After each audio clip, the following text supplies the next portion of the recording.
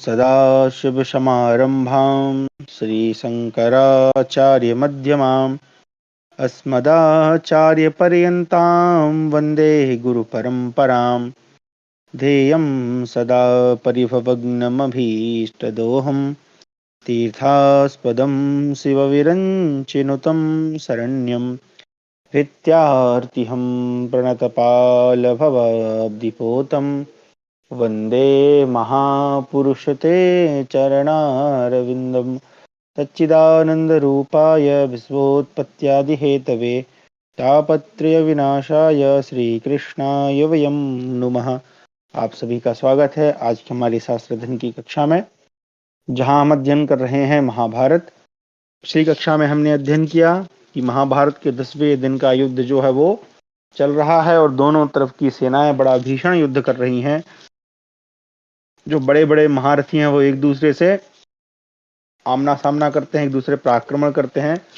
लेकिन जो पांडव पक्ष है वो भीष्म जी के पराक्रम से बड़ा चिंतित है, तो उनको वध करने का उपाय वो पहले ही जान चुका है और ये स्वयं उन्होंने भीष्म जी से ही पूछा था।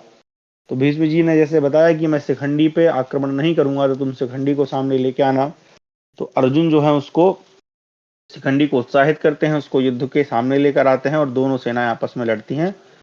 तो फिर उसके रिस्पॉन्स में या उसके प्रतिकार में भीष्म जी भी पांडव सेना पर आक्रमण करते हैं। यहीं से हम आज पढ़ेंगे। तो हमारा है अष्टदशाधिका शततमोध्याय, यानी कि 118वां अध्याय, भीष्म का अद्भुत पराक्रम करते हुए पांडव सेना का भीषण संहार।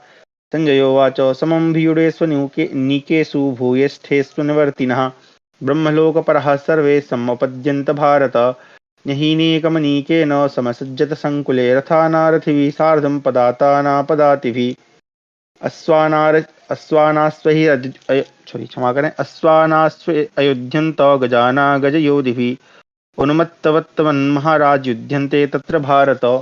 संजय कहते हैं, भरत नंदन, दोनों पक्ष की सेनाओं को समान रूप से व्यूहबद्ध करके खड़ा किया गया था। अधिकांश सैनिक उस व्यूह में ही स्थित थे। वे सबके सब युद्ध में पीठ न दिखाने वाले तथा ब्रह्मलोक को ही अपना परम लक्ष्य मानकर युद्ध में तत्पर रहने वाले थे। परंतु उस घमासान युद्ध में सेनाओं का व्यूह भंग हो गया और युद्ध के निमित्त नियमों का उल्लंघन होने लगा। सेना सेना के साथ योग्यता अनुसार नहीं लड़ती थी, न रथी रथियों के साथ युद्ध करते थे, न पैदल पैदलों के साथ, घुड़सवार घुड़सवारों के साथ और हाथी सवार हाथी सवारों के साथ नहीं लड़ते थे। भरतवंशी महाराज सब लोग उन्मत्त से होकर वहां योग्यता का विचार किए बिना सबके साथ युद्ध करते थे। उन दोनों सेनाओं में अत्यंत भयंकर घोलमेल हो गया। इसी तरह मनुष्य और हाथियों के समूह सबोर बिखर गए थे। उस महाभयंकर युद्ध में किसी की कोई विशेष पहचान नहीं रह गई थी। भारत तदनंतर शल्य कृपाचार्य चित्रसेन दुशासन और विकर्ण ये कौरव वीर चमचमाते हुए रथों पर बैठकर पांडवों पर चढ़ाए और रण क्षेत्र में उनकी सेना को कपाने लगे। राजन जैसे वायु के थपेड़े खाकर नौका जल में चक्कर काटने लगती है, उसी प्रकार उन महामनस्वी वीरों द्वारा सम्रांगण में मारी जाती हुई पांडव सेना बहुधा इधर उधर भटक रही थी। जैसे काल गांवों के मर्म स्थानों का उच्छेद करने लगता है, उसी प्रकार भीष्म पांडवों के मर्म स्थानों को विदीर्ण करने लगे। इसी प्रकार महात्मा अर्जुन ने अपनी सेना के नूतन मेघ के समान काले रंग वाले बहुत से हाथी मार गिराए।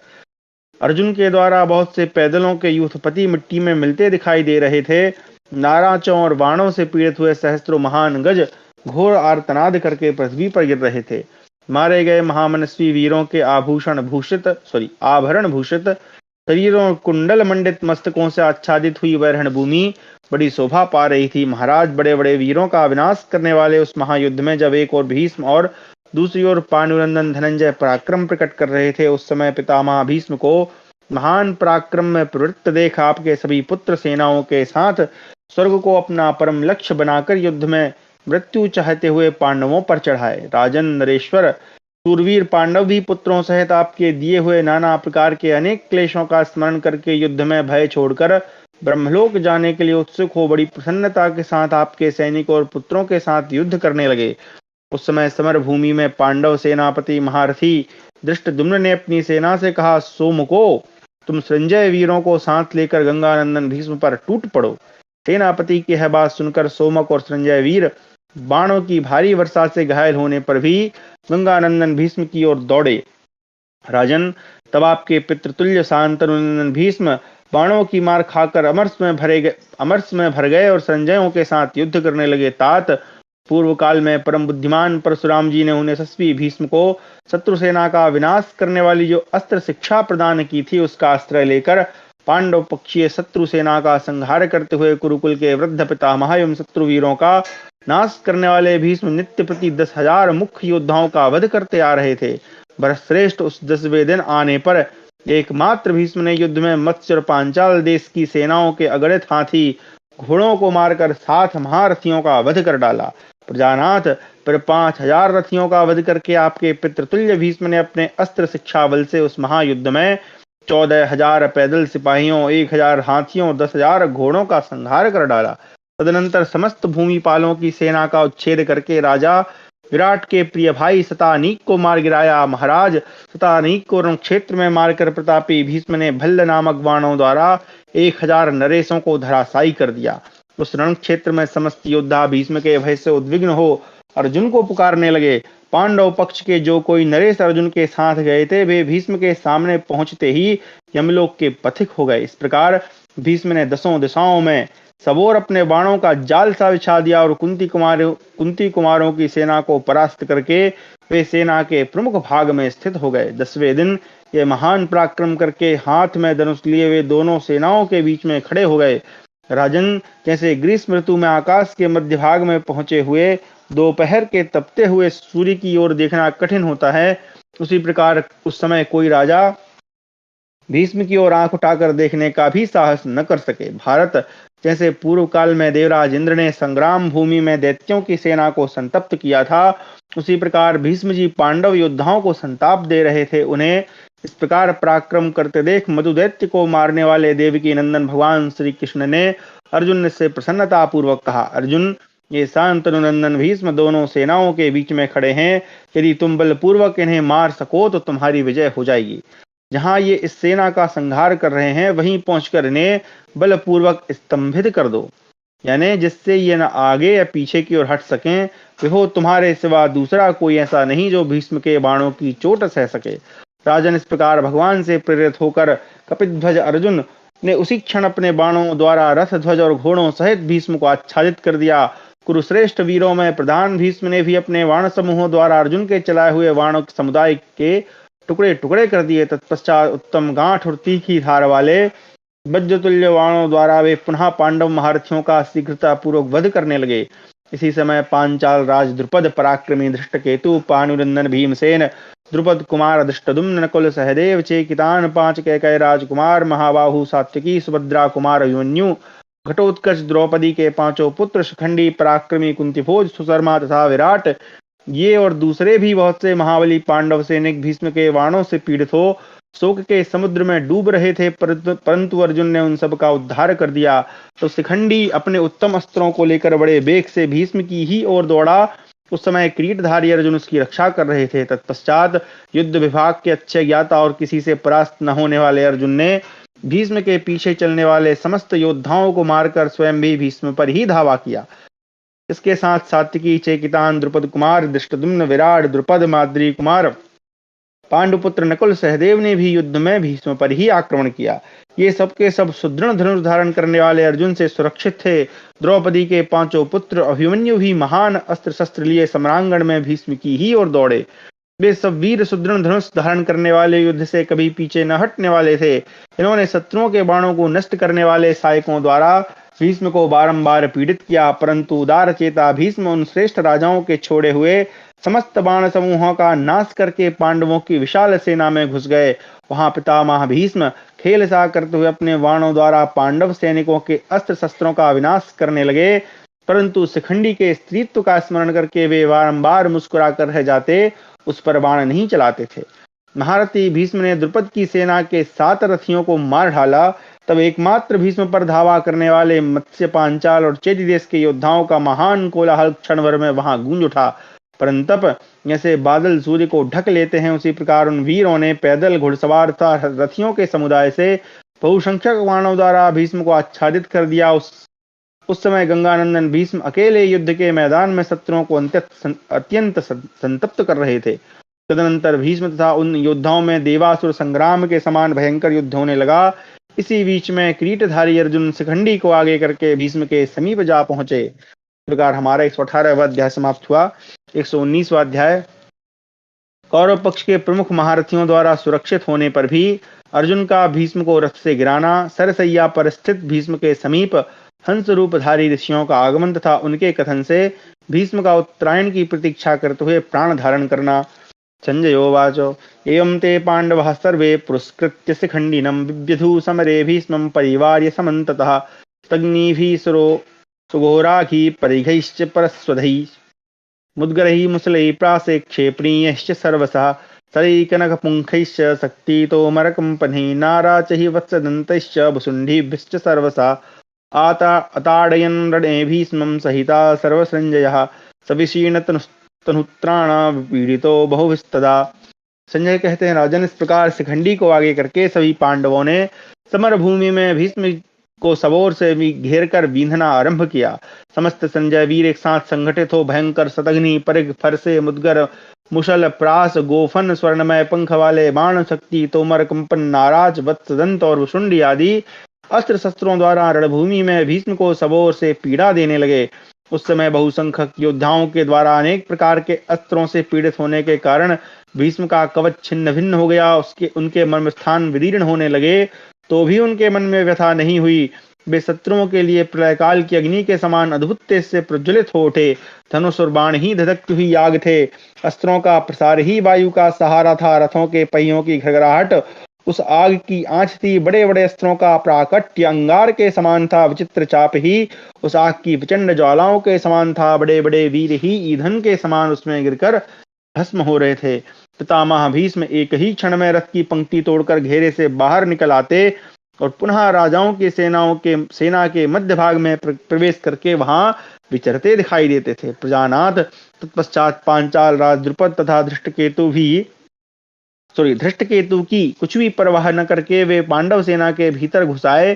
फिर भयंकर शब्द करने वाले महान वेगशाली मर्म स्थानों और कवचों को भी विदीर्ण कर देने वाले तीखे एवं उत्तम बाणों द्वारा उन्होंने सात्यकी, भीमसेन, पांडुपुत्र अर्जुन, विराट, द्रुपद तथा उसके पुत्र धृष्टद्युम्न इन 6 महारथियों को अत्यंत घायल कर दिया। तब उन महारथी वीरों ने भीष्म के उन तीखे बाणों का निवारण करके पुनः 10-10 बाणों द्वारा भीष्म को बलपूर्वक पीड़ित किया। महारथी शिखंडी ने जिन महान बाणों का प्रयोग किया था वे सब स्वर्णमय पंख से युक्त और शिला पर रगड़कर तेज किए गए थे, तो भी भीष्म के शरीर में घाव या पीड़ा नहीं उत्पन्न कर सके। तब अर्जुन ने कुपित हो शिखंडी को आगे किए हुए ही भीष्म पर धावा किया और उनके धनुष को काट डाला। भीष्म के धनुष का काटा जाना कौरव महारथियों को सहन नहीं हुआ। द्रोण, कृतवर्मा, सिंधुराज, जयद्रथ, भूरिश्रवा, शल्य और भगदत्त ये 7 महारथी अत्यंत क्रुद्ध हो अर्जुन की ओर दौड़े तथा अपने दिव्य अस्त्र शस्त्रों का प्रदर्शन करते हुए अर्जुन को अत्यंत क्रोधपूर्वक बाणों से आच्छादित करने लगे। अर्जुन के प्रति आक्रमण करते हुए उन वीरों का सिंहनाद उसी प्रकार सुनाई पड़ा जैसे प्रलय काल में अपनी मर्यादा छोड़कर बढ़ने वाले समुद्रों की भीषण गर्जना सुनाई देती है। अर्जुन के रथ के समीप मार डालो, ले आओ, पकड़ लो, बींध डालो, टुकड़े टुकड़े कर दो, इस प्रकार के भयंकर शब्द गूंजने लगे। भरतश्रेष्ठ उस भयानक शब्द को सुनकर पांडव महारथी अर्जुन की रक्षा के लिए दौड़े। सात्यकी, भीमसेन, द्रुपद कुमार, धृष्टद्युम्न, विराट, द्रुपद, राक्षस घटोत्कच और अभिमन्यु ये 7 वीर क्रोध से मूर्छित हो तुरंत ही विचित्र धनुष धारण किए वहां दौड़े आए। भरत भूषण उनका वह भयंकर युद्ध देवासुर के संग्राम के समान रोंगटे खड़े कर देने वाला था। भीष्म जी का धनुष कट गया। उसी अवस्था में अर्जुन से सुरक्षित हो शिखंडी ने 10 बाणों से उन्हें और 10 बाणों से उनके सारथी को भी घायल कर दिया। तत्पश्चात एक बाण से ध्वज को काट गिराया। तब शत्रुवीरों का संहार करने वाले भीष्म ने दूसरा अत्यंत वेगशाली धनुष अपने तीखे बाणों से अर्जुन को घायल करना आरंभ किया। यह देख अर्जुन ने उस धनुष को भी 3 पैने बाणों द्वारा काट डाला। इस प्रकार क्रोध में भरे हुए शत्रु संतापी सव्यसाची पांडुनंदन अर्जुन जो धनुष भीष्म लेते उसी को काट डालते थे। धनुष कट जाने पर क्रोधपूर्वक अपने मुंह के दोनों कोनों को चाटते हुए भीष्म ने बलपूर्वक एक शक्ति हाथ में ले ली जो पर्वतों को भी विदीर्ण करने वाली थी। भरतश्रेष्ठ फिर से क्रोधपूर्वक उन्होंने अर्जुन के रथ की ओर चला दिया। प्रज्वलित वज्र के समान उस शक्ति को आती देख पांडवों को आनंदित करने वाले अर्जुन ने अपने हाथ में भल्ल नामक 5 तीखे बाण लिए और कुपित हो उन 5 बाणों द्वारा भीष्म की भुजाओं से प्रेषित हुई उस शक्ति को 5 टुकड़े कर दिए। क्रोध में भरे हुए अर्जुन द्वारा काटी गई वह शक्ति मानो मेघों के समूह से निर्मुक्त होकर गिरी हुई बिजली के समान पृथ्वी पर गिर पड़ी। अपनी उस शक्ति को छिन्न भिन्न हुई देख भीष्म जी क्रोध में निमग्न हो गए और शत्रु नगर विजयी उन वीर शिरोमणि ने रण क्षेत्र में अपनी बुद्धि के द्वारा इस प्रकार विचार किया, यदि महाबली भगवान श्री कृष्ण इन पांडवों की रक्षा न करते तो मैं इन सबको केवल एक धनुष के द्वारा ही मार सकता था। भगवान संपूर्ण लोकों के लिए अजय हैं, ऐसा मेरा विश्वास है। इस समय मैं 2 कारणों का आश्रय लेकर पांडवों से युद्ध नहीं करूंगा। एक तो ये पांडवों की संतान होने के कारण मेरे लिए अवध्य हैं, और दूसरे मेरे सामने शिखंडी आ गया है, जो कि पहले स्त्री था। पूर्व काल में जब मैंने माता सत्यवती का विवाह पिताजी के साथ कराया था, उस समय मेरे पिताजी ने संतुष्ट होकर मुझे 2 वर दिए थे। जब तुम्हारी इच्छा होगी तभी तुम मरोगे तथा युद्ध में कोई भी तुम्हें मार न सकेगा। ऐसी दशा में मुझे स्वेच्छा से ही मृत्यु स्वीकार कर लेनी चाहिए। मैं समझता हूं कि अब वह अवसर आ गया। अमित तेजस्वी भीष्म के इस निश्चय को जानकर आकाश में खड़े हुए ऋषियों और वसुओं ने उनसे इस प्रकार कहा, तात, तुमने जो यह निश्चय किया है वह हम लोगों को भी बहुत प्रिय है। महाराज, अब तुम वही करो, युद्ध की ओर से अपनी चित्त वृत्ति हटा लो। यह बात समाप्त होते ही जल की बूंदों का सुखद शीतल सुगंधित एवं मन के अनुकूल वायु चलने लगी। आर्य देवताओं की दुंदुभियां जोर जोर से बज उठी। भीष्म के ऊपर फूलों की वर्षा होने लगी। राजन, उस समय उपयुक्त बातें कहने वाले ऋषियों का शब्द महाबाहो भीष्म तथा मुझको छोड़कर कोई अन्य न सुन सका। मुझे तो महर्षि व्यास के प्रभाव से ही वह बात सुनाई पड़ी। प्रजानाथ, संपूर्ण लोकों के प्रिय भीष्म रथ से गिरना चाहते हैं। यह जानकर उस समय संपूर्ण देवताओं को भी महान आश्चर्य हुआ। देवताओं की वह बात सुनकर भीष्म समस्त आवरणों का भेदन करने वाले तीखे बाणों द्वारा विदीर्ण होने पर भी अर्जुन को जीतने का प्रयत्न न कर सके। महाराज, उस समय शिखंडी ने कुपित होकर भरतवंशियों के पितामह भीष्म जी की छाती में 9 पैने बाण मारे। नरेश्वर, युद्ध में शिखंडी द्वारा आहत होकर भी कुरुवंशियों के पितामह भीष्म उसी प्रकार कंपित नहीं हुए जैसे भूकंप होने पर भी पर्वत नहीं हिलता। तदनंतर अर्जुन ने हंसकर गांडीव धनुष की टंकार करते हुए भीष्म को 25 बाण मारे। तत्पश्चात पुनः उन्होंने अत्यंत कुपित हो शीघ्रता पूर्वक 100 बाणों द्वारा भीष्म के संपूर्ण अंगों और सभी मर्म स्थानों में आघात किया। इसी प्रकार दूसरे लोगों ने भी सहस्त्रों बाणों द्वारा भीष्म जी को घायल किया। तब महारथी भीष्म ने भी तुरंत ही अपने बाणों द्वारा उन सबको बीन डाला। सत्य पराक्रमी भीष्म युद्ध स्थल में अन्य सब राजाओं के द्वारा छोड़े हुए बाणों का झुकी हुई गांठ वाले अपने बाणों द्वारा तुरंत ही निवारण कर देते थे। महारथी शिखंडी ने रण क्षेत्र में जिनका प्रयोग किया था वे सान पर चढ़ाकर तेज किए हुए स्वर्णमय पंखयुक्त बाण भीष्म जी के शरीर में कोई घाव या पीड़ा उत्पन्न नहीं कर सके। तत्पश्चात क्रोध में भरे हुए अर्जुन शिखंडी को आगे रखकर पुनः भीष्म की ही ओर बढ़े और उन्होंने भीष्म जी के धनुष को काट दिया। अच्छा, ये बात फिर दोबारा से रिपीट हो रही है भाई, ये ऐसा क्यों? एक देखिए, ये जो इस तरह का प्रसंग है, इससे एक बात और स्पष्ट होती है कि बीच में जो ये अभी प्रसंग आया था कि भाई उन्होंने ऐसा सोचा, उनके मन में ऐसा विचार आया, तो वो थोड़ा सा मिलता है। लेकिन बीच में जो आया कि ऋषि मुनि आ गए, ये तो कई बार लगता है कि ये थोड़ा सा इसमें प्रक्षिप्त किया गया है, क्योंकि वो वही बात फिर दोबारा रिपीट हो रही है। तदनंतर 9 बाणों से उन्हें घायल करके 1 बाण से उनके ध्वज को भी काट डाला। फिर 10 बाणों द्वारा उनके सारथी को कंपित कर दिया। तब भीष्म ने दूसरा अत्यंत प्रबल धनुष हाथ में लिया, परंतु अर्जुन ने 3 तीखे भल्लों द्वारा मारकर उसे भी 3 जगह से खंडित कर दिया। उस महायुद्ध में भीष्म जो धनुष हाथ में लेते थे, कुंती कुमार अर्जुन उसे आधे निमेष में ही काट डालते थे। इस प्रकार उन्होंने रण क्षेत्र में उनके बहुत से धनुष खंडित कर दिए। अब भीष्म ने अर्जुन पर हाथ उठाना बंद कर दिया, फिर भी अर्जुन ने उन्हें 25 बाण मारे। इस प्रकार अत्यंत घायल होने पर भीष्म ने दुशासन से कहा, ये पांडव महारथी अर्जुन युद्ध में क्रुद्ध होकर अनेक सहस्त्र बाणों द्वारा मुझे घायल कर चुके हैं। इन्हें वज्रधारी इंद्र भी युद्ध में नहीं जीत सकते। इसी प्रकार समस्त देवता, दानव तथा राक्षस वीर एक साथ आ जाएं तो मुझे भी वे युद्ध में परास्त नहीं कर सकते। फिर दूसरे मानव महारथियों की तो बात ही क्या है। इस प्रकार दुशासन और भीष्म में जब बातचीत हो रही थी, उसी समय अर्जुन ने अपने तीखे बाणों द्वारा युद्ध स्थल में शिखंडी को आगे करके भीष्म को क्षत विक्षत कर दिया। तब वे पुनः दुशासन से मुस्कुराते हुए से बोले, अर्जुन ने युद्ध स्थल में ऐसे बाण छोड़े हैं जिनका स्पर्श वज्र और विद्युत के समान असह्य है। उनके तीखे बाणों से मैं अत्यंत घायल हो गया हूं। ये अविच्छिन्न रूप से छूटने वाले समस्त बाण शिखंडी के नहीं हो सकते। क्योंकि ये मेरे सुदृढ़ कवच को छेद कर मर्म स्थानों में आघात कर रहे हैं। ये बाण मेरे शरीर पर मुसल के समान चोट करते हैं। इनका स्पर्श वज्र और यमदंड के समान असह्य है। इनका वेग वज्र के समान होने के कारण निवारण करना कठिन है। ये शिखंडी के बाण कदापि नहीं है। ये मेरे प्राणों में व्यथा उत्पन्न कर देते हैं। अहितकारी यमदूतों के समान मेरे प्राणों का विनाश सा कर रहे हैं। ये शिखंडी के बाण कदापि नहीं हो सकते हैं। इनका स्पर्श गदा और परिघ की चोट के समान प्रतीत होता है। ये क्रोध में भरे हुए प्रचंड विष वाले सर्पों के समान डसे लेते हैं। ये बाण शिखंडी के नहीं हैं। ये बाण मेरे मर्म स्थानों में प्रवेश कर रहे हैं, अतः शिखंडी के नहीं हैं। ये अर्जुन के बाण हैं, ये शिखंडी के बाण नहीं हैं। जैसे केकड़ी के बच्चे अपनी माता का उदर विदीर्ण करके बाहर निकलते हैं, उसी प्रकार ये बाण मेरे संपूर्ण अंगों को छेदे डालते हैं। गांडीवधारी वीर कपिध्वज अर्जुन को छोड़कर अन्य सभी नरेश अपने प्रहारों द्वारा मुझे इतनी पीड़ा नहीं दे सकते। भारत, ऐसा कहते हुए शांतनु भीष्म ने पांडवों की ओर इस प्रकार देखा मानो उन्हें भस्म कर डालेंगे। फिर उन्होंने अर्जुन पर एक शक्ति चलाई, परंतु अर्जुन ने 3 बाणों द्वारा उनकी उस शक्ति को 3 जगह से काट गिराया।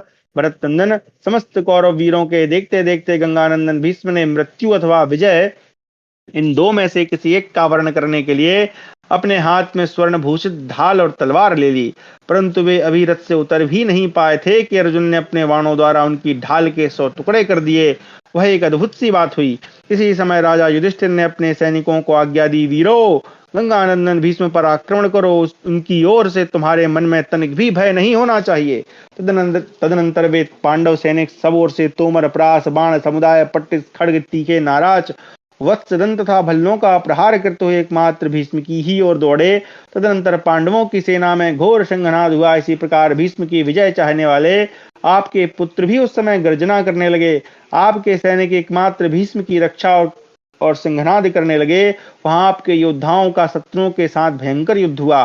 राजेंद्र, 10वें दिन भीष्म और अर्जुन के संघर्ष में 2 घड़ी तक ऐसा दृश्य दिखाई दिया मानो समुद्र में गंगा जी के गिरते समय उनके जल में भारी भंवर उठ रही हो। उस समय एक दूसरे को मारने वाले युद्धपरायण सैनिकों से रक्त रंजित हो वहां की सारी पृथ्वी भयानक हो गई थी। वहां ऊंची और नीची भूमि का कुछ भी ज्ञान नहीं हो पाता था। 10वें दिन के उस युद्ध में अपने बर्म स्थानों के विदीर्ण होते रहने पर भी भीष्म जी 10,000 योद्धाओं को मारकर वहां खड़े हुए थे। उस समय सेना के अग्रभाग में खड़े हुए धनुर्धर अर्जुन ने कौरव सेना के भीतर प्रवेश करके आपके सैनिकों को खदेड़ना आरंभ किया। पांडवों तथा अन्य राजाओं ने वज्र के समान बाणों द्वारा आपकी सेनाओं को बलपूर्वक पीड़ित किया। वहां हमने पांडवों का यह अद्भुत पराक्रम देखा कि उन्होंने अपने बाणों की वर्षा से भीष्म का अनुगमन करने वाले समस्त योद्धाओं को मार भगाया। राजन, उस समय कुंती पुत्र धनंजय से डरकर उनके तीखे अस्त्र शस्त्रों से पीड़ित हो हम सभी लोग रणभूमि से भागने लगे थे। सौवीर, कितप, प्राच्य, प्रतीच्य, उदीच्य, मालव, अभिशाह, सूरसेन, शिवी, बसाती, साल्वाश्रय, त्रिगर्त, अम्बष्ट और कैकय, इन सभी देशों के ये सारे महामनस्वी वीर पांडवों से घायल और घावों से पीड़ित होने पर भी अर्जुन के साथ युद्ध करने वाले भीष्म को संग्राम भूमि में छोड़ न सके।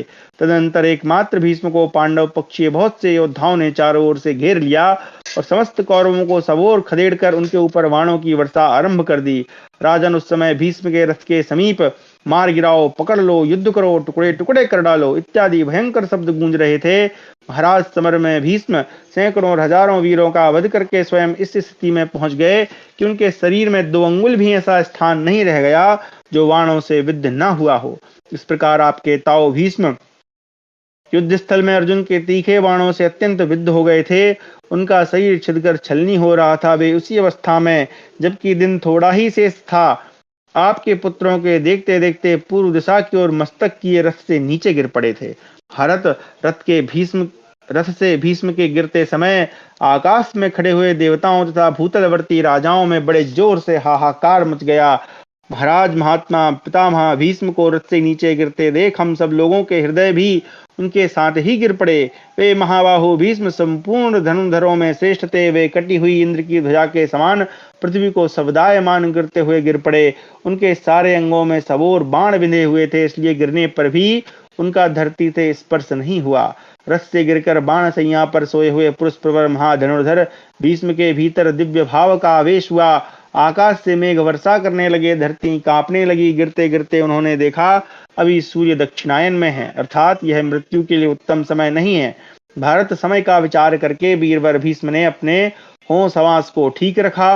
उस समय आकाश में सब ओर से दिव्यवाणी सुनाई दी। महात्मा भीष्म संपूर्ण शस्त्रधारियों में श्रेष्ठ, मनुष्यों के सिंह के समान पराक्रमी था, काल पर भी प्रभुत्व रखने वाले थे। इन्होंने दक्षिणायन में मृत्यु स्वीकार स्वीकार क्यों नहीं की? उनकी वह बात सुनकर गंगानंदन भीष्म ने कहा, मैं अभी जीवित हूँ। कुरुकुल के वृद्ध पितामह भीष्म पृथ्वी पर गिरकर भी उत्तरायण की प्रतीक्षा करते हुए अपने प्राणों को रोके हुए हैं। उनके इस अभिप्राय को जानकर हिमालय नंदिनी गंगा देवी ने महर्षियों को हंस रूप से वहां भेजा। वे मानस सरोवर में निवास करने वाले हंस रूपधारी महर्षि एक साथ उड़ते हुए बड़ी उतावली के साथ कुरुकुल के वृद्ध पितामह भीष्म का दर्शन करने के लिए उस स्थान पर आए जहां वे नरश्रेष्ठ बाणशैया पर सो रहे थे। उन हंसरूपधारी ऋषियों ने वहां पहुंचकर कुरुकुल धुरंधर वीर भीष्म को बाणशैया पर सोते हुए देखा। उन भरतश्रेष्ठ महात्मा गंगानंदन भीष्म का दर्शन करके ऋषियों ने उनकी प्रदक्षिणा की। फिर दक्षिणायनुक्त सूर्य के संबंध में प्रसलाह करके वे मनीषी मुनि इस प्रकार बोले, भीष्म जी, महात्मा होकर दक्षिणायन में कैसे अपनी मृत्यु स्वीकार करेंगे? ऐसा कहकर वे हंसगण दक्षिण दिशा की ओर चले गए। भारत हंसों के जाते समय उन्हें देखकर परम बुद्धिमान भीष्म ने कुछ चिंतन करके उनसे कहा, मैं सूर्य के दक्षिणायन रहते किसी प्रकार यहाँ से प्रस्थान नहीं करूंगा। यह मेरे मन का निश्चित विचार है। हंसों सूर्य के उत्तरायण होने पर ही मैं उस लोक की यात्रा करूंगा जो मेरा पुरातन स्थान है। यह मैं आप लोगों से सच्ची बात कह रहा हूँ। मैं उत्तरायण की प्रतीक्षा में अपने प्राणों को धारण किए रहूंगा, क्योंकि जब मैं इच्छा करूं तभी अपने प्राणों को छोड़ूं, यह शक्ति मुझे प्राप्त है। अतः उत्तरायण में मृत्यु प्राप्त करने की इच्छा से मैं अपने प्राणों को धारण करूंगा। मेरे महात्मा पिता ने मुझे जो वर दिया था कि तुम्हें अपनी इच्छा होने पर ही मृत्यु प्राप्त होगी, उनका वह वरदान सफल हो मैं प्राण त्याग का नियत समय आने तक अवश्य इन प्राणों को रोक रखूंगा। उस समय उन हंसों से ऐसा कहकर वे बाणशैया पर पूर्ववत सोए रहे। इस प्रकार कुरुकुल शिरोमणि महापराक्रमी भीष्म के गिर जाने पर पांडव और संजय हर्ष से सिंहनाद करने लगे। भरतश्रेष्ठ, उन महान शक्तिशाली एवं भरतवंशियों के पितामह भीष्म के मारे जाने पर आपके पुत्रों को कुछ भी नहीं सूझ पड़ता था। उस समय कौरवों पर बड़ा भयंकर मोह छा गया। कृपाचार्य और दुर्योधन आदि सब लोग सक रोने लगे। वे सब लोग विषाद के कारण दीर्घकाल तक ऐसी अवस्था में पड़े रहे मानो उनकी सारी इंद्रियां नष्ट हो गई हो। महाराज, वे भारी चिंता में डूब गए। युद्ध में उनका मन नहीं लगता था। वे पांडवों पर धावा न कर सके, मानो किसी महान ग्रह ने उन्हें पकड़ लिया हो। राजन, महातेजस्वी भीष्म अवध्य थे तो भी मारे गए। इससे सहसा सब लोगों ने यही अनुमान किया कि क्रूराज दुर्योधन का विनाश अवश्यम भावी है। अर्जुन ने हम सब लोगों पर विजय पाई। उनके तीखे बाणों से हम लोग क्षत विक्षत हो रहे थे और हमारे प्रमुख वीर उनके हाथों मारे गए थे। उस अवस्था में हमें अपना कर्तव्य नहीं सूझता था। परिक के समान मोटी भुजाओं वाले सूरवीर पांडवों ने इहलोक में विजय पाकर परलोक में भी उत्तम गति निश्चित कर ली। वे सबके सब बड़े बड़े शंख बजाने लगे। जनेश्वर, पांचालों और सोमकों के हर्ष की तो सीमा न रही। सहस्त्रों रणवाद्य बजने लगे। उस समय महाबली भीमसेन जोर जोर से ताल ठोकने और सिंह के समान दहाड़ने लगे। शक्तिशाली गंगानंदन भीष्म के मारे जाने पर सब और सेनाओं के सब वीर अपने अस्त्र शस्त्र नीचे डालकर भारी चिंता में निमग्न हो गए। कुछ फूट फूट कर रोने चिल्लाने लगे, कुछ इधर उधर भागने लगे और कुछ वीर मोह को प्राप्त अर्थात मूर्छित हो गए। कुछ लोग छात्र धर्म की निंदा कर रहे थे और कुछ भीष्म जी की प्रशंसा कर रहे थे। ऋषियों और पितरों ने महान व्रतधारी भीष्म की ही बड़ी प्रशंसा की। भरतवंश के पूर्वजों ने भी भीष्म की प्रशंसा की। परम पराक्रमी बुद्धिमान भीष्म महान उपनिषदों के सारभूत योग का आश्रय ले प्रणव का जप करते हो उत्तरायण काल की प्रतीक्षा में बाणशैया पर सोए रहे। इस प्रकार हमारा 119वां अध्याय समाप्त हुआ। 120वां अध्याय भीष्म जी की महत्ता तथा अर्जुन के द्वारा भीष्म को तकिया देना एवं उभय पक्ष की सेनाओं का अपने शिविर में जाना और श्री कृष्ण युधिष्ठिर संवाद। धृतराष्ट्रोवाचो कथमांस्तदा योधा हीना भीष्मेण संजय वलिना देव कल्पेन गुरुवर्थे ब्रह्मचारिण हृदय निहतान् मन्ये क्रूरन्यास्य पाण्डवे नाप्राहरद यदा भीष्मो घृणीत्वा द्रुपदात्मजा तो दुःखतरं मन्ये किमन्यत् प्रभविष्यति अद्याहं पितरं श्रुत्वा निहतमस्म सुदुर्मतिः। धृतराष्ट्र ने पूछा, संजय, भीष्म जी बलवान और देवता के समान थे। उन्होंने अपने पिता के लिए आजीवन ब्रह्मचर्य का पालन किया। उस दिन उनके रथ से गिर जाने के कारण उनके सहयोग से वंचित हुए मेरे पक्ष के योद्धाओं की क्या दशा हुई। भीष्म जी ने अपनी दयालुता के कारण जब द्रुपद कुमार शिखंडी पर प्रहार करने से हाथ खींच लिया, तभी मैंने यह समझ लिया था कि अब पांडवों के हाथ से अन्य कौरव भी अवश्य मारे जाएंगे। मेरी समझ में इससे बढ़कर महान दुख की बात और क्या होगी कि आज अपने ताऊ भीष्म के मारे जाने का समाचार सुनकर भी मैं जीवित हूँ। मेरी बुद्धि बहुत ही खोटी है संजय। निश्चय ही मेरा हृदय लोहे का बना हुआ है, क्योंकि आज भीष्म जी के मारे जाने का समाचार सुनकर भी यह सैकड़ों टुकड़ों में विदीर्ण नहीं हो रहा है। उत्तम व्रत का पालन करने वाले संजय, विजय की अभिलाषा रखने वाले कुरुकुल सिंह भीष्म जब युद्ध में मारे गए, उस समय उन्होंने दूसरी कौन कौन सी चेष्टाएं की थी, वह सब मुझसे कहो। रणभूमि में देवव्रत भीष्म का मारा जाना मुझे बारंबार असह्य हो उठता है। जो भीष्म के पूर्व काल में जमदग्नि परशुराम के दिव्यास्त्रों द्वारा भी नहीं मारे जा सके, वे ही द्रुपद कुमार पांचाल देशीय शिखंडी के हाथ से मारे गए। यह कितने दुख की बात है। संजय ने कहा, महाराज, पितामह भीष्म सायंकाल में जब रणभूमि में गिरे, उस समय उन्होंने आपके पुत्रों को बड़े विषाद में डाल दिया और पांचालों को हर्ष मनाने का अवसर दे दिया। वे पृथ्वी का स्पर्श किए बिना ही उस समय बाणसैया पर सो रहे थे। भीष्म के रथ से गिरकर धरती पर पड़ जाने पर समस्त प्राणियों में भयंकर हाहाकार मच गया। राजन कुरुकुल के युद्ध विजयी वीर भीष्म दोनों दलों के लिए सीमावर्ती वृक्ष के समान थे। उनके गिर जाने से उभय पक्ष की सेनाओं में जो क्षत्रिय थे, उनके मन में भारी भय समा गया। प्रजानाथ, जिनके कवच और ध्वज छिन्न भिन्न हो गए थे, उन शांतनु भीष्म जी को अवस्था में देखकर कौरव और पांडव दोनों ही उन्हें घेर कर खड़े हो गए। उस समय आकाश में अंधकार छा गया, सूर्य की प्रभा फीकी पड़ गई। भीष्म के मारे जाने पर यह सारी पृथ्वी भयानक शब्द करने लगी।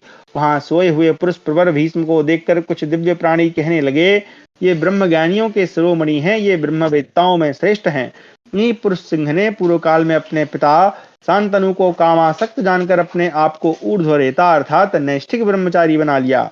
इस प्रकार सिद्धों और चारणों सहित ऋषिगण भरत कुल के महापुरुष भीष्म को बाणसैया पर स्थित देख पूर्वोक्त बातें कहते थे। आर्य, भरतवंशियों के पितामह शांतनु भीष्म के मारे जाने पर आपके पुत्रों को कुछ भी नहीं सूझता था। भारत, उनके मुख पर विषाद छा गया था। वे स्त्रीहीन और लज्जित हो नीचे की ओर मुंह लटकाए खड़े थे। पांडव विजय पाकर युद्ध के मुहाने पर खड़े थे और सबके सब सोने की जालियों से विभूषित बड़े बड़े शंखों को बजा रहे थे। निष्पाप महाराज, जब हर्षातिरेक से सहस्त्रों बाजे बज रहे थे, उस समय हमने कुंती कुमार महाबली भीमसेन को देखा।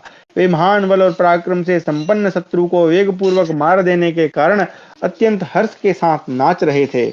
उस समय कौरवों पर भयंकर मोह छा गया था। कर्ण और दुर्योधन भी बारंबार लंबी सांसें खींच रहे थे। कौरव पितामह भीष्म के इस प्रकार रथ से गिर जाने पर सर्वत्र हाहाकार मच गया, कहीं कोई मर्यादा नहीं रह गई। भीष्म जी को रणभूमि में गिरा देख आपका वीर पुत्र पुरुषसिंह दुशासन अपने भाई के भेजने पर अपनी ही सेना से घिरा हुआ बड़े बेग से द्रोणाचार्य की सेना की ओर दौड़ा गया। उस समय वह कौरव सेना को विषाद में डाल रहा था। महाराज, दुशासन को आते देख समस्त कौरव सैनिक उसे चारों ओर से घेर कर खड़े हो गए कि देखें यह क्या कहता है। भरतश्रेष्ठ, दुशासन ने द्रोणाचार्य से भीष्म के मारे जाने का समाचार बताया। वह प्रिय बात सुनते ही द्रोणाचार्य मूर्छित हो गए। आर्य सचेत होने पर प्रतापी द्रोणाचार्य ने शीघ्र ही अपनी सेनाओं को युद्ध से रोक दिया।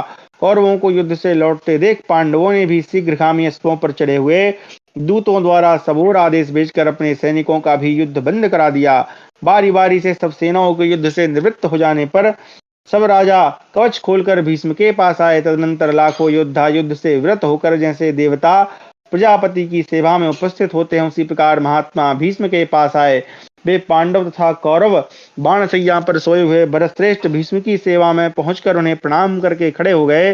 पांडव तथा कौरव जब प्रणाम करके उनके सामने खड़े हुए, तब भीष्म ने उनसे इस प्रकार कहा, महाभाग नरेशगण, आप लोगों का स्वागत है।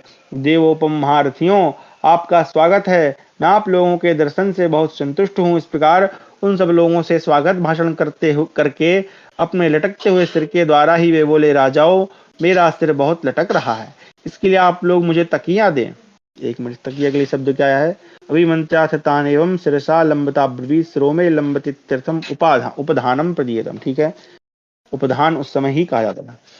तब राजा लोग तत्काल बढ़िया कोमल और महीन वस्त्र के बने हुए बहुत से तकिए ले आए परंतु पितामह भीष्म ने उन्हें लेने की इच्छा नहीं की।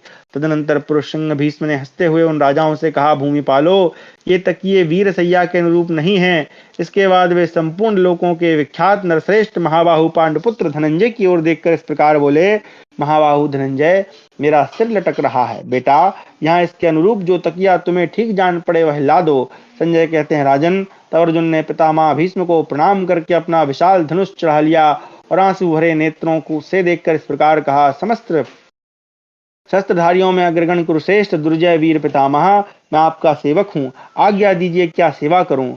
तब शांतनु नंदन ने उनसे कहा, तात, मेरा सिर लटक रहा है। कुरुश्रेष्ठ फाल्गुन, तुम मेरे लिए तकिया लगा दो। वीर कुंती कुमार, इस सैया के अनुरूप शीघ्र मुझे तकिया दो। तुम ही उसे देने में समर्थ हो, क्योंकि संपूर्ण धनुर्धरों में तुम्हारा स्थान बहुत ऊंचा है। तुम क्षत्रिय धर्म के ज्ञाता तथा बुद्धि और सत्व आदि सद्गुणों से संपन्न हो। अर्जुन ने जो आज्ञा कहकर इस कार्य के लिए प्रयत्न करना स्वीकार किया और गांडीव धनुष ले उसे अभिमंत्रित करके झुकी हुई गांठ वाले 3 बाणों को धनुष पर रखा। तत्पश्चात भरत कुल के महात्मा महारथी भीष्म की अनुमति ले उन अत्यंत वेगशाली 3 तीखे बाणों द्वारा उनके मस्तक को अनुग्रहित किया, अर्थात कुछ ऊंचा करके स्थिर कर दिया। सब्यसाची अर्जुन ने उसके अभिप्राय को समझकर जब ठीक तक किया लगा दिया, तब धर्म और अर्थ के तत्व को जानने वाले धर्मात्मा भरतश्रेष्ठ भीष्म बहुत संतुष्ट हुए। उन्होंने वह तकिया देने से अर्जुन की प्रशंसा करके उन्हें प्रसन्न किया और समस्त भरतवंशियों की ओर देखकर योद्धाओं में श्रेष्ठ सुहृदों का आनंद बढ़ाने वाले भरत कुल भूषण कुंती पुत्र अर्जुन से इस प्रकार कहा, पांडुनंदन, तुमने मेरी सैया के अनुरूप मुझे तकिया प्रदान किया है। यदि इसके विपरीत तुमने और कोई तकिया दिया होता तो मैं कुपित होकर तुम्हें साप दे देता। महाबाहो, अपने धर्म में स्थित रहने वाले क्षत्रिय को युद्ध स्थल में इसी प्रकार वाण सैया पर शयन करना चाहिए। अर्जुन से ऐसा कहकर भीष्म ने पांडवों के पास खड़े हुए उन समस्त राजाओं और राजपुत्रों से कहा, पांडुनंदन, अर्जुन ने मेरे सिर में यह तकिया लगाया, उसे आप लोग देखें। मैं सैया पर तब तक शयन करूंगा जब तक कि सूर्य उत्तरायण में नहीं लौट आते हैं। 7 घोड़ों से जुते हुए उत्तम तेजस्वी रथ के द्वारा जब सूर्य कुबेर की निवास भूत उत्तर दिशा के पथ पर आ जाएंगे, उस समय जो राजा मेरे पास आएंगे वे मेरी ऊर्ध्व गति को देख सकेंगे। निश्चय ही उसी समय मैं अत्यंत प्रियतम सुहृदों की भांति अपने प्यारे प्राणों का त्याग करूंगा। राजाओं, मेरे इस स्थान के चारों ओर खाई खोद दो। मैं इसी प्रकार सैकड़ों बाणों से व्याप्त शरीर के द्वारा भगवान सूर्य की उपासना करूंगा। भूपालगण, अब आप लोग आपस का वैरभाव छोड़कर युद्ध से विरत हो जाएं। संजय कहते हैं, महाराज, तदनंतर शरीर से बाण को निकाल फेंकने की कला में कुशल वैद्य भीष्म जी की सेवा में उपस्थित हुए। वे समस्त आवश्यक उपकरणों से युक्त कुशल पुरुषों द्वारा भलीभांति शिक्षा पाए हुए थे। उन्हें देखकर गंगानंदन भीष्म ने आपके पुत्र दुर्योधन से कहा, वत्स, इन चिकित्सकों को धन देकर सम्मान पूर्वक विदा कर दो। मुझे यहाँ इस अवस्था में अब इन वैद्यों से क्या काम है। क्षत्रिय धर्म में जिसकी प्रशंसा की गई है उस उत्तम गति को मैं प्राप्त हुआ हूँ। भूपालो, मैं बाण सैया पर सोया हुआ हूँ। अब यह मेरा धर्म नहीं कि इन बाणों को निकालकर चिकित्सा कराऊं। नरेश्वरों, मेरे इस शरीर को इन बाणों के साथ ही दग्ध कर देना चाहिए। भीष्म की यह बात सुनकर आपके पुत्र दुर्योधन ने यथा योग्य सम्मान देकर वैद्यों को विदा किया। तदनंतर विभिन्न जनपदों के स्वामी नरेशगण अमित तेजस्वी भीष्म की यह धर्म विषयक उत्तम निष्ठा देखकर बड़े विस्मित हुए। राजन, आपकी पितृतुल्य भीष्म को उपयुक्त तकिया देकर उन नरेश, पांडव तथा महारथी कौरव सभी ने एक सुंदर बाणसैया पर सोए महात्मा भीष्म के पास जाकर उन्हें प्रणाम करके उनकी 3 बार प्रदक्षिणा की और सब ओर से भीष्म की रक्षा की व्यवस्था करके सभी वीर अपने शिविर को ही चल दिए। वे अत्यंत आतुर होकर भीष्म का ही चिंतन कर रहे थे। सायंकाल में खून से लथपथ हुए वे सब लोग अपने निवास स्थान पर चले गए। पांडव महारथी भीष्म के गिर जाने से बहुत प्रसन्न थे और हर्ष में भरकर विश्राम कर रहे थे। उस समय महाबली भगवान श्री कृष्ण यथा समय उनके पास पहुंचकर धर्मपुत्र युधिष्ठिर से इस प्रकार बोले, कुरुनंदन, सौभाग्य की बात है कि तुम जीत रहे हो। यह भी भाग्य की ही बात है कि भीष्म रथ से गिरा दिए गए। ये सत्य प्रतिज्ञ महारथी भीष्म संपूर्ण शास्त्रों के पारंगत विद्वान थे। इन्हें मनुष्य तथा संपूर्ण देवता भी मिलकर मार नहीं सकते थे। आप दृष्टिपात मात्र से ही दूसरों को भस्म कर देने में समर्थ हैं। आपके पास पहुंचकर भीष्म आपकी ओर दृष्टि से ही नष्ट हो गए, आपकी घोर दृष्टि से ही नष्ट हो गए। उनके ऐसा कहने पर युधिष्ठिर ने भगवान श्री कृष्ण को इस प्रकार उत्तर दिया, श्री कृष्ण, आप हमारे आश्रय हैं तथा आप ही भक्तों को अभय दान करने वाले हैं। आपके ही कृपा प्रसाद से विजय होती है और आपके ही रोष से पराजय होती है। केशव, आप समर भूमि में सदा जिनकी रक्षा करते हैं और नित्य प्रति जिनके हित में तत्पर रहते हैं, उनकी विजय हो तो यह कोई आश्चर्य की बात नहीं है। आपकी शरण लेने पर सर्वथा विजय की प्राप्ति कोई आश्चर्य की बात नहीं, ऐसा मेरा निश्चय है। युधिष्ठिर के ऐसा कहने पर श्री कृष्ण मुस्कुराते हुए कहा, नृपश्रेष्ठ, आपका कथन सर्वथा युक्ति संगत है। इस प्रकार हमारा 120वां अध्याय समाप्त हुआ। 121वां अध्याय अर्जुन का दिव्य जल प्रकट करके भीष्म जी की प्यास बुझाना तथा भीष्म का अर्जुन की प्रशंसा करते हुए दुर्योधन को संधि के लिए समझाना। संजय उवाच, युष्टायां तु महाराजो सर्वर्यां सर्वपार्थिवा पांडवा धातराष्ट्राश्च उपातिष्ठन् पितामहं तं वीरसेने वीरं शयानं कुरु सत्तमा अविवाद्योपतस्थुर्वहि क्षत्रिया क्षत्रियर्षभं कन्याश्चन्दनचूर्णश्च लाजैमाल्यस्य सर्वसा अवाकिरञ्च छान्तनवं तत्र गत्वा सहस्त्रशा।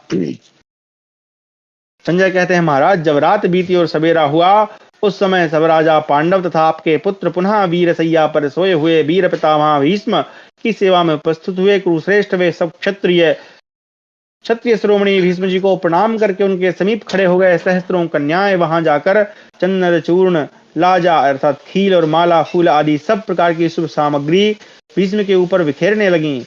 स्त्रियां, बूढ़े, बालक तथा अन्य साधारण जन भीष्म जी का दर्शन करने के लिए वहां आए, मानो समस्त प्रजा अंधकार नाशक भगवान सूर्य की उपासना के लिए उपस्थित हुई हो। मतलब सोचो, एक दिन के लिए युद्ध बंद हो गया। सैकड़ों बाजे और बजाने वाले नट नर्तक, बहुत से शिल्पी कुरुवंश के वृद्ध पुरुष पितामह भीष्म जी के पास आए। कौरव तथा पांडव युद्ध से निवृत्त हो कवच खोलकर अस्त्र शस्त्र नीचे डालकर पहले की भांति परस्पर प्रेम भाव रखते हुए अवस्था की छोटाई बड़ाई के अनुसार यथोचित क्रम से शत्रुदमन दुर्जय वीर देवव्रत भीष्म के समीप एक साथ बैठ गए। सैकड़ों राजाओं से भरी और भीष्म से शोभित हुई वह भरत वंशियों की दीप्तिशालिनी अथवा आकाश में सूर्यमंडल की भांति उस रणभूमि में शोभा पाने लगी। भीष्म के पास बैठी हुई राजाओं की वह मंडली देवेश्वर ब्रह्मा जी की उपासना करने वाले देवताओं के समान सुशोभित हो रही थी। भरतश्रेष्ठ, भीष्म जी बाणों से संतप्त होकर सर्प के समान लंबी सांस खींच रहे थे। वे अपनी वेदना को धैर्यपूर्वक सह रहे थे। बाणों की जलन से उनका सारा शरीर जल रहा था। वे शस्त्रों के आघात से मूर्छित से हो रहे थे। उस समय उन्होंने राजाओं की ओर देखकर केवल इतना ही कहा, पानी। राजन, जब तब वे क्षत्रिय नरेश चारों ओर से भोजन की उत्तमोत्तम सामग्री और शीतल जल से भरे हुए घड़े ले आए। उनके द्वारा लाए हुए इस जल को देखकर भीष्म ने कहा, अब मैं मनुष्य लोक के कोई भी भोग अपने उपयोग में नहीं ला सकता। मैं उन्हें छोड़ चुका हूँ। यद्यपि यहाँ वाणशैया पर सो रहा हूँ, तथापि मनुष्य लोक से ऊपर उठ चुका हूँ। केवल सूर्य चंद्रमा के उत्तर पथ पर आने की प्रतीक्षा में यहाँ रुका हुआ हूँ। भारत, ऐसा कहकर भीष्म ने अपने वाणी द्वारा अन्य राजाओं की निंदा करते हुए कहा, अब मैं अर्जुन को देखना चाहता हूँ।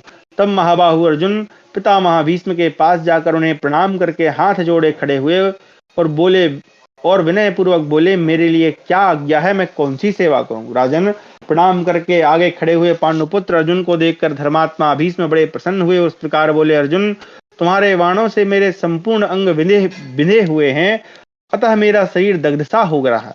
सारे मर्म स्थानों में अत्यंत पीड़ा हो रही है। मुंह सूखता जा रहा है। महाधनुर्धर अर्जुन, वेदना से पीड़ित शरीर वाले मुझ वृद्ध को तुम पानी ला कर दो। तुम ही विधि पूर्वक मेरे लिए दिव्य जल प्रस्तुत करने में समर्थ हो। तब बहुत अच्छा कहकर पराक्रमी अर्जुन रथ पर आरूढ़ हो गए और गांडीव धनुष पर बलपूर्वक प्रत्यंचा चढ़ाकर उसे खींचने लगे। उनके धनुष की टंकार ध्वनि वज्र की गड़गड़ाहट के समान जान पड़ती थी। उसे सुनकर सभी प्राणी और समस्त भूपाल डर गए। तब रथियों में श्रेष्ठ पांडुपुत्र अर्जुन ने सरसैया पर सोए हुए संपूर्ण शस्त्रधारियों में उत्तम भरत श्रोमणी भीष्म की रथ द्वारा ही परिक्रमा करके अपने धनुष पर एक तेजस्वी बाण का संधान किया और सब लोगों के देखते देखते मंत्रोच्चारण पूर्वक उस बाण को पर्जन्यास्त्र से संयुक्त करके भीष्म के दाहिने पार्श्व में पृथ्वी पर उसे चलाया। फिर तो शीतल अमृत के समान मधुर तथा दिव्य सुगंध एवं दिव्य रस से संयुक्त जल की सुंदर स्वच्छ धारा ऊपर की ओर उठ कर भीष्म के मुख में पड़ने लगी। उस शीतल जलधारा से अर्जुन ने दिव्य कर्म एवं पराक्रम करने वाले कुरुश्रेष्ठ भीष्म को तृप्त कर दिया। इंद्र के समान पराक्रमी अर्जुन के उस अद्भुत कर्म से वहां बैठे हुए समस्त भूपाल बड़े विस्मय को प्राप्त हुए। अर्जुन का वह अलौकिक कर्म देखकर समस्त कौरव सर्दी की सताई हुई गायों के समान थरथर कांपने लगे। वहां बैठे हुए नरेशगण आश्चर्य से चकित हो सब और अपने दुपट्टे हिलाने लगे। चारों ओर शंख और नगाड़ों की गंभीर ध्वनि गूंज उठी। राजन, उस जल से तृप्त होकर शांतनुनंदन भीष्म ने अर्जुन से समस्त वीर नरेशों के समीप उनकी प्रशंसा करते हुए इस प्रकार कहा। महाबाहु कौरव नंदन, तुम में से ऐसा पराक्रम तुम में ऐसे पराक्रम का होना आश्चर्य की बात नहीं है। अमित तेजस्वी वीर, मुझे नारद जी ने पहले ही बता दिया था कि तुम पुरातन महर्षि नर हो और नारायण स्वरूप भगवान श्री कृष्ण की सहायता से इस भूतल पर ऐसे ऐसे महान कर्म करोगे जिन्हें निश्चय ही संपूर्ण देवताओं के साथ देवराज इंद्र भी नहीं कर सकते। पार्थ, जानकर लोग तुम्हें संपूर्ण क्षत्रियों की मृत्यु के रूप में जानते हैं। तुम भूतल पर मनुष्यों में श्रेष्ठ और धनुर्धरों में प्रधान हो। जंगम प्राणियों में मनुष्य श्रेष्ठ है, पक्षियों में पक्षीराज गरुड़ श्रेष्ठ माने जाते हैं और सरिताओं में समुद्र श्रेष्ठ है और चौपायों में गाय उत्तम मानी जाती है। तेजोमय पदार्थों में सूर्य श्रेष्ठ है, पर्वतों में हिमालय महान है, जातियों में ब्राह्मण श्रेष्ठ है और तुम संपूर्ण धनुर्धरों में श्रेष्ठ हो। मैंने विदुर ने, द्रोणाचार्य ने, परशुराम जी ने, भगवान श्री कृष्ण ने, संजय ने भी बारंबार युद्ध न करने की सलाह दी है, परंतु दुर्योधन ने हम लोगों की बातें नहीं सुनी।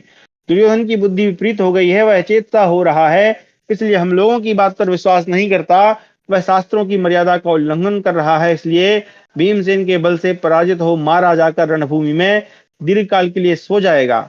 भीष्म जी की आवाज सुनकर दुर्योधन मन ही मन दुखी हो गया। तब भीष्म ने उसकी ओर देखकर कहा, राजन, मेरी इस बात पर ध्यान दो और क्रोध शून्य हो जाओ। दुर्योधन, बुद्धिमान अर्जुन ने जिस प्रकार शीतल अमृत के समान मधुर गंध युक्त जल की धारा प्रकट की, उसे तुमने प्रत्यक्ष देख लिया है। इस संसार में ऐसा पराक्रम करने वाला दूसरा कोई नहीं है। आग्नेय, वारुण, सौम्य, वायव्य, वैष्णव, इंद्र, पाशुपत, ब्राह्म, पारमेष्ठ, प्राजापत्य, धात्र, त्वाष्ट्र, सावित्र और वैवस्वत आदि संपूर्ण दिव्यास्त्रों को इस समस्त मानव जगत में एकमात्र अर्जुन अथवा देवकी नंदन भगवान श्री कृष्ण जानते हैं। दूसरा कोई यहाँ इन अस्त्रों को नहीं जानता है। तात, पांडुपुत्र अर्जुन को युद्ध में किसी प्रकार भी जीतना असंभव है। जिन महामनस्वी पुरुष के ये अलौकिक कर्म प्रत्यक्ष दिखाई देते हैं, जो धैर्यवान, युद्ध में सूरता दिखाने वाले तथा संग्राम में सुशोभित होने वाले हैं, राजन, उन अस्त्र विद्या के विद्वान अर्जुन के साथ इस समर भूमि में तुम्हारी शीघ्र संधि हो जानी चाहिए, इसमें विलंब न हो। तात कुरुश्रेष्ठ, जब तक महाबाहु भगवान श्री कृष्ण अपने लोगों के प्रेम के अधीन है, तभी तक सूरवीर अर्जुन के साथ तुम्हारी संधि हो जाए तो ठीक है। तात, जब तक अर्जुन झुकी हुई गांठ वाले बाणों द्वारा तुम्हारी सेना का विनाश नहीं कर डालते, तभी तक उनके साथ तुम्हारी संधि हो जानी चाहिए। राजन, इस समर भूमि में मरने से बचे हुए तुम्हारे सहोदर भाई जब तक उपस्थित हैं और जब तक बहुत से नरेश भी जीवन धारण कर रहे हैं, तभी तक तुम अर्जुन के साथ संधि कर लो। तात, जब तक युधिष्ठिर रणभूमि में क्रोध से प्रज्वलित नेत्र होकर तुम्हारी सारी सेना को भस्म नहीं कर डालते, तभी तक उनके साथ तुम्हें संधि कर लेनी चाहिए। महाराज नकुल, सहदेव, भीमसेन, ये सभी मिलकर जब तक तुम्हारी सेना का सर्वनाश नहीं कर डालते, तभी तक पांडव वीरों के साथ तुम्हारा सौहार्द स्थापित हो जाए, यही मुझे अच्छा लगता है। तात, मेरे साथ ही इस युद्ध का भी अंत हो जाए।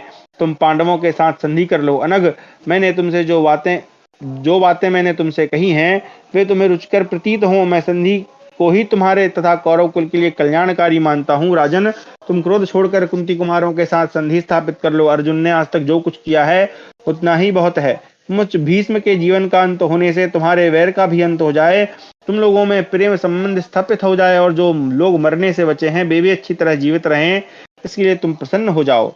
तुम पांडवों को आधा राज्य दे दो। धर्मराज, युधिष्ठिर इंद्रप्रस्थ चले जाएं। कौरवराज, ऐसा करने से तुम राजाओं में मित्रद्रोही और नीच नहीं कहलाओगे तथा तुम्हें पाप पूर्ण अपयश प्राप्त नहीं होगा। राजन, मेरे जीवन का अंत होने से प्रजाओं में शांति हो जाए। सब राजा प्रसन्नता पूर्वक एक दूसरे से मिले, पिता पुत्र से, भांजा मामा से और भाई भाई से मिले। दुर्योधन, यदि तुम मोहवश अपनी मूर्खता के कारण मेरे समयोचित वचन को नहीं मानोगे तो अंत में पछताओगे और इस युद्ध में ही तुम सब लोगों का अंत हो जाएगा। यह मैं तुमसे सच्ची बात कह रहा हूँ। गंगानंदन भीष्म समस्त राजाओं के बीच सौहार्दवश दुर्योधन को यह बात सुनाकर मौन हो गए। मानव से उनके मर्मस्थलों में अत्यंत पीड़ा हो रही थी। उन्होंने उस व्यथा को किसी प्रकार वश में करके अपने मन को परमात्मा के चिंतन में लगा दिया। संजय कहते हैं, राजन, जैसे मरणासन्न पुरुष को कोई दवा अच्छी नहीं लगती, उसी प्रकार महात्मा भीष्म का वह धर्म और अर्थ से युक्त परम हितकर और निर्दोष वचन भी आपके पुत्र को पसंद नहीं आया। इस प्रकार हमारा 121वां अध्याय समाप्त हुआ। 120वां अध्याय ये हम कल पढ़ेंगे। कक्षा को आज यहीं विराम देते हैं। मुझे लगता है 2 अध्याय और हैं तो हम कल समाप्त करेंगे। भीष्म और कर्ण का रहस्यमय संवाद, ये हम कल पढ़ेंगे। आज की कक्षा में हमने अध्ययन किया कि